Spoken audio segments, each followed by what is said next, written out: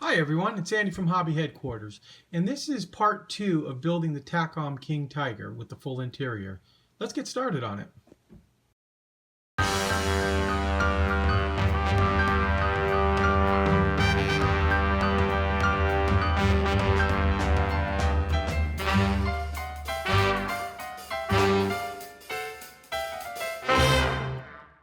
Let me show you what I have done. We're going to about ready to start working on the ammunition racks real soon. But before I do that, I wanted to just point out a few things that I went ahead and did to the interior since the last video.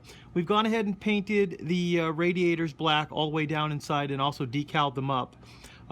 Put in the fire extinguisher and painted that a gloss red with the black. We have the ammunition containers in here as well as the first aid kit, and there's also a first aid kit down in here. There was also some canisters and some other pieces inside that we went and put inside as well. One thing that I didn't do on the first time go around the video, this inside wall, this little tiny wall on both sides, is actually supposed to be white, like the the regular part of the fighting compartment. I had that the red oxide, so I had to go ahead and mask all of that off and paint that white in there, and then did a little touch-up work here and there. We also went ahead and did a little dry brushing on the radios and installed the decals as they were. And one thing that has actually been invaluable to this entire build is I'm going to show you to you right now. The thing that I found so invaluable in building this kit is actually a book that I completely forgotten that I had until a friend of mine pointed it out to me. This is a book called Super King. This is Building Trumpeter's 1/16 Scale King Tiger by David Parker. This book came out a couple of years ago, and this was a breakdown of AFE Model Magazine had done like a 3-year thing where he completely built the interior on the King Tiger. And so as we get further into the fighting compartment, there's a lot of detailed photos of fighting compartment, engine compartment, all these other pieces in here that are just great. All the different piping, all just beautiful, beautiful work that he did on this kit. So I've been using this as I go forward to help with paint schemes, colors, things like that, and what knobs to paint. Just little tiny touch-up things like that that'll really make the vehicle pop. So now this book is out of production right now, but it is still available from time to time on other venues. So look for it on Amazon or even on eBay. But yeah, just as I can show you, just page after page after page. And this is going to be really helpful when we start doing the ammunition and all the other parts inside of it there. So if you can find it, I would highly recommend picking up this book. One other minor thing too, this kit has a lot of extra parts, for little detailing things.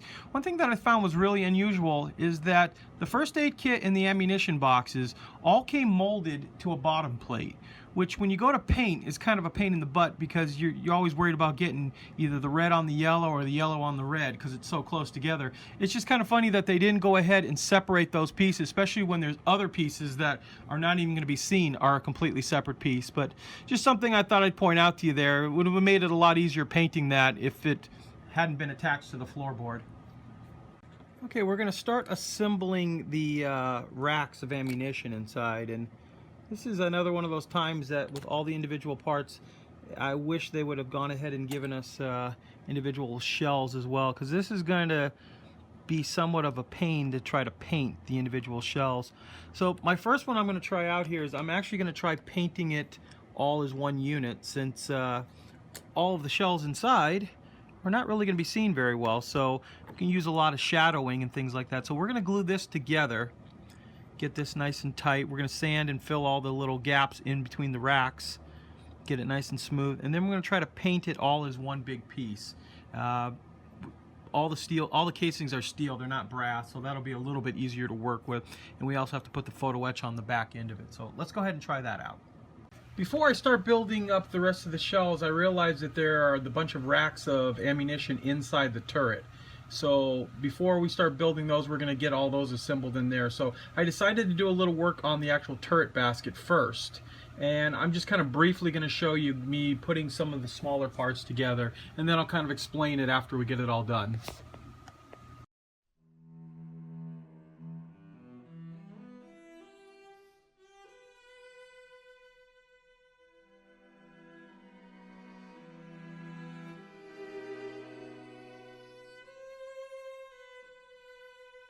Okay, I was gonna show you guys assembling the turret basket in the lower part of the turret itself, and as I started to do it, some of these parts in here are very, very small and fiddly, and it was really hard to film. So you also have to build it in sub-assemblies because they want you to attach all this stuff together, but it's all painted different colors.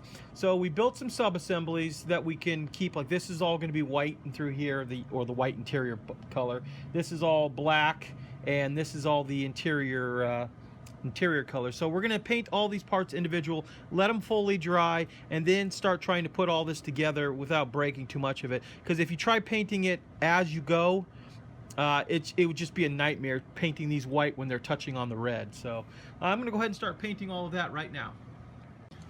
Okay, we're going to start the assembly process here of our sub-assemblies that we painted up. Like when I was saying earlier, you really got to look at the instructions really carefully because they kind of lead you in the wrong direction, because there's a lot of parts that'll be on here that are black, which get tucked inside here like I was telling you, and that would be virtually impossible to paint. And then you've got to start building some of this structural support. This is what holds the top of the turret on, as well as this piece back here. So, and this needs to be white, this one needs to be the red oxide primer. So we're going to just, like I said, gradually try to go through, put these together the best we can. I've got the black parts, they're still drying, but we'll start putting it all together and see if we can get it to go.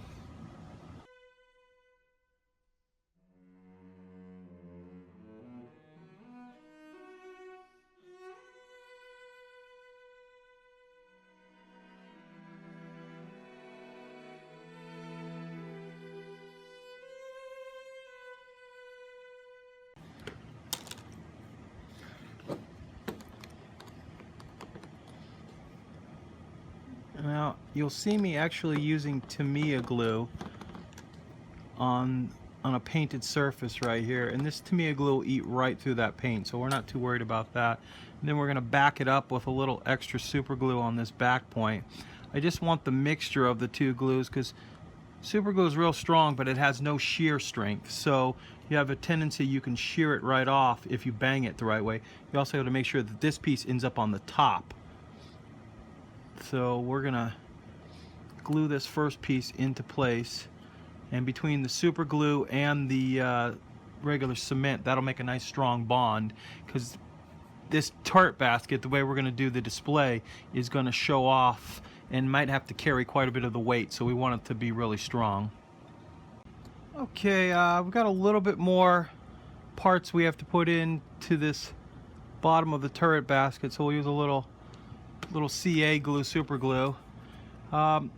As we do this, I just want to point out this piece doesn't look like a heck of a lot, but this was a lot of parts, and I had quite a bit of difficulty with it because there are so many of these parts in through the mechanism that just barely hang on to each other, you know, with just the tiniest little attachment point, and just very difficult to do. It's not impossible, but it is going to take a little bit of work, and I've scratched the paint a few times in here, so we'll go back and touch up all that stuff. But I figured I'm going to put the rest of these little black parts that we went ahead and painted on, get all that stuff on. Then I'll start working on getting the other seats and a few of the other parts in there. But it's looking really good. In fact, I was just testing it to see. Now, obviously, it's not going to rest right in here without, you know, the turret itself, but gives you an idea how it would have been inside a King Tiger, standing on the floorboards there, and how you could just crawl into the driver's compartment. That's one nice thing about having these complete interior kits that are so accurate. You can actually see how the crew would have interacted with each other, and man, you had to be pretty small because there's just the tiniest little opening to go from up in the turret down to the driver's compartment, and with the gun in the way, even getting up to the radio operator would have been even tougher. So, but like I said, a little difficulty putting those parts on, but that part's over, thankfully. I only have a few more small ones that we'll go ahead and put on and paint, and then we'll start putting all the insides of the turret basket on too. And we will go back also and start finishing up the rest of the ammunition shells as well. Okay, I've gone ahead and done a little bit more of the painting of the seats and put some of the other seats in. And while I was doing that, I was examining going on to the next step.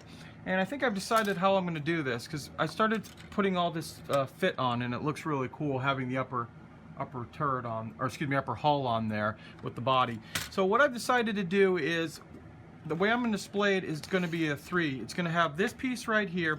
We're going to build up the entire turret, and then I'm going to build some kind of display stand that'll hold the upper hull at about the same level of this, right next to it. And then we'll build the turret similar way, that we'll put the top on right here, but the way they've made this is you can leave the top completely off.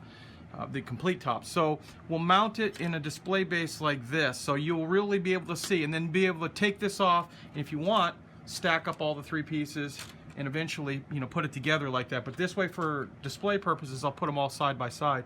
In fact, because even the way the little gear actually fits into the teeth on the upper hull. So what I'm going to do now is we're going to take a break from the from the turret, and we're going to start working on the upper hull. So I've started cutting and sanding all the pieces out of here.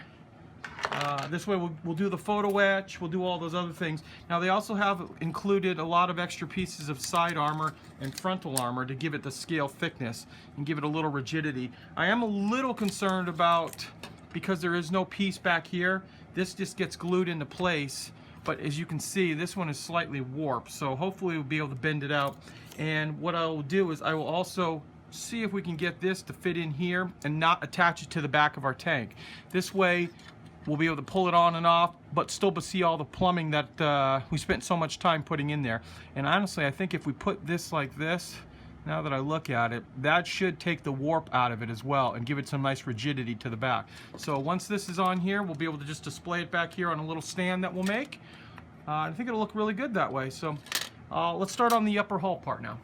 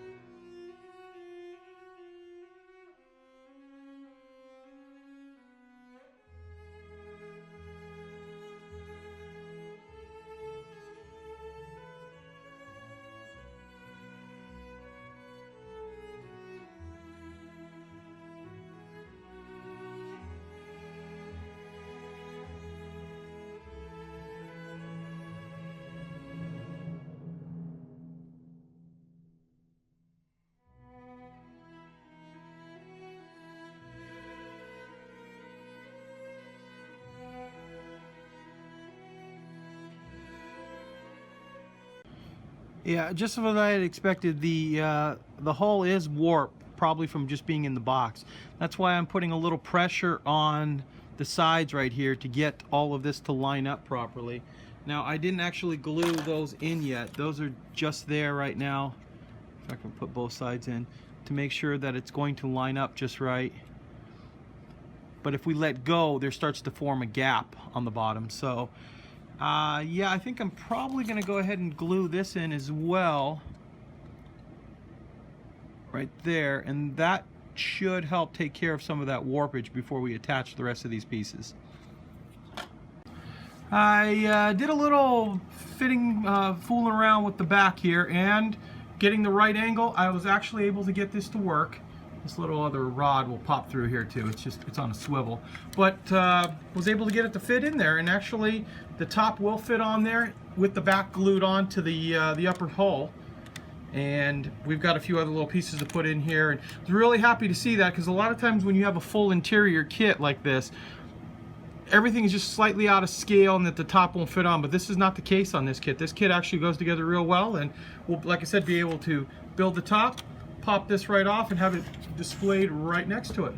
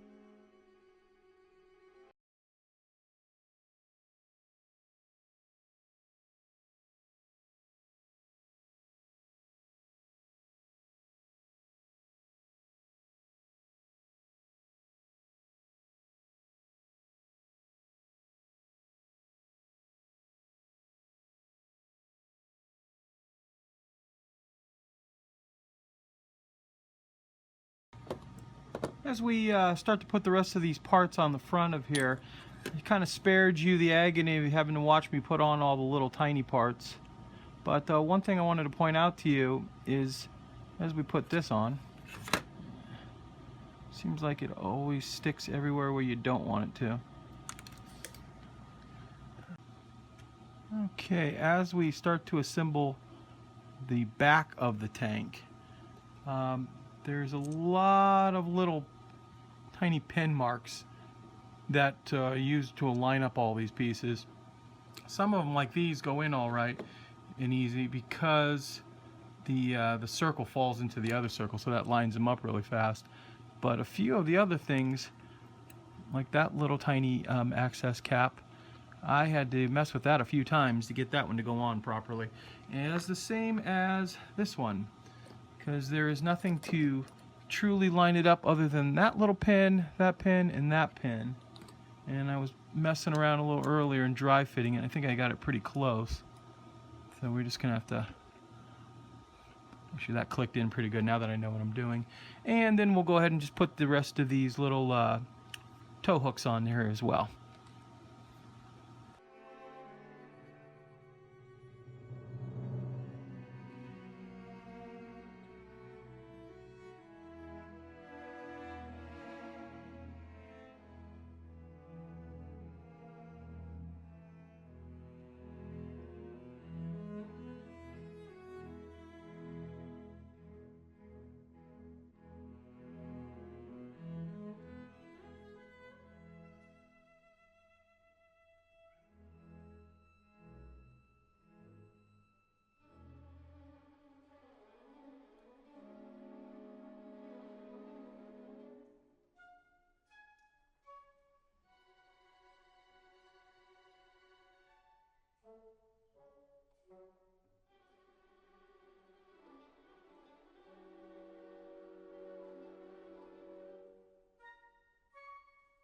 I'm going to go ahead and start painting the inside of this vehicle, the red oxide in the back and then white in the front. One thing I want to point out to you though, I did put a couple of stiffeners in here, just made out of some strip styrene. I noticed that the back had a tiny bit of sag to it, and it had nothing really to support it very well. So those two in there took care of that little problem. Like I said, it was minor, but I could notice it, so I wanted to take care of it now before we started painting. I've gone ahead and I'm showing you a little bit of the construction on the gun breech, just to show you the number of parts. This only represents about half the number of parts that go together on this kit. It was very, very time consuming in this area because there are so many tiny little parts, and then of course sanding the barrel and things like that.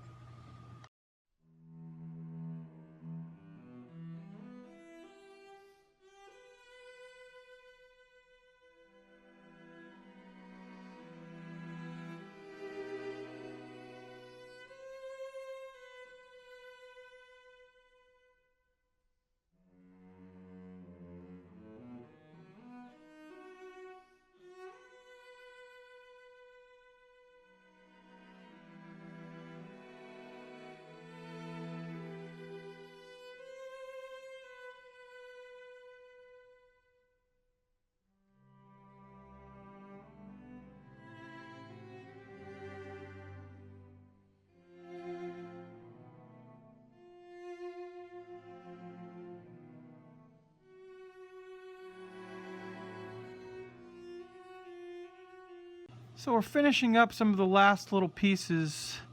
This is actually going to be the bracket that holds the gun sight on. We also put the back trap here on. We're going to go ahead and attach just by pushing on now before that other part dries, unless it goes on that side.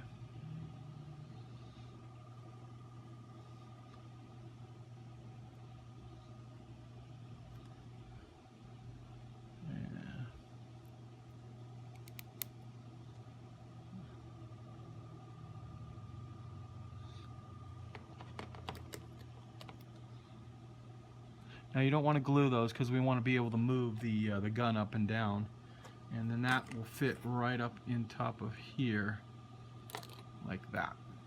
So I'm going to do a little more cleanup on the gun itself. move some stuff around in there, and then we'll go to paint that. Okay, so I went ahead and spent the last hour or so cleaning up the gun itself, getting rid of any of the little burrs and things on it. I've actually just sprayed the entire thing white, and then I dull coated the entire thing as well too, so we don't have to worry about scratching it too much. Now this is just going to pop and fit right into here. I used the actual gun barrel to hold it while we were airbrushing it. I've also gone ahead and sprayed the inside of the turret, so we can start working on that as well, and that'll drop right into place there, and we're getting that much closer to having the inside gun done. Now, like I said, I'm probably going to glue this into place and leave this entire thing open, because I think it'll look nice that way, where we can still see everything inside. Pull it a little closer here. Everything inside once we get the racks in there too, but still have the, you know, the size and shape that you would be looking at. So okay, I think I've come to a natural stopping point for myself as we working on this project. I've gone ahead and, like we were showing you earlier, we've completed the interior of the lower hull. It is done and ready to go. The top here, this will be similar to the way we'll display it. We'll get a bigger piece of wood for the base, but this will be elevated to about the height of the actual vehicle. The turret will be able to be removable so we can see the entire insides. And then of course we'll leave the top off of this as well, so it's ready just to drop into place. You can actually assemble this. I'm afraid that it'll scratch up some of the paint that if we do too much of trying to assemble it on it. And normally, you guys know, I don't like to break a vehicle into too many videos, but just the sheer number of parts have really made it to the point where I'm going to have to on this kit. I'll also answer a few questions that I've seen online, because the first video has really captured a lot of people's attention. None of this suspension on the wheels works at all. It's all glued into place. The torsion bars don't move or anything like that, so that's all solid on it. This has probably been a culmination of about 35 hours of actual modeling and a lot of non-stop modeling.